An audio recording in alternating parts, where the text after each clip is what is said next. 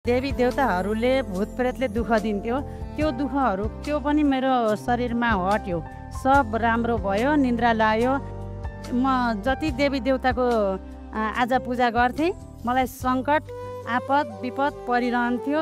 अहिले चाहिँ मलाई सन्त रामपालजी महाराजजीसँग नाम दीक्षा लिएपछि मलाई त्यस्तो केही पनि छैन। मलाई शान्ति छ, मेरो घरमा शान्ति छ, सब कुरा राम्रो भइराखेको छ। पहिलाभन्दा अहिले मलाई आर्थिक लाभहरू पनि धेरै राम्रो भइराखेको छ। मलाई चाहिँ अहिले घर गाडी मेरा उपयोग सामानहरू, मलाई सुविधाका सामानहरू सब उपलब्ध छ। मलाई धेरै राम्रो भएको छ, छोराछोरीबाट सन्तोष छ। मलाई मेरो सन्त रामपालजी महाराजजीसँग दीक्षा नलिँदै पहिला चाहिँ मेरो अनुहार कालो अनुहार हुने, त्यति नराम्रो झुम्म हुने होइन, मुख पनि उज्यालो नहुने हुन्थ्यो। तर पछि म सन्त रामपालजी महाराजजीसँग दीक्षा ल्याइसकेपछि मलाई चाहिँ एकदम राम्रो भयो होइन।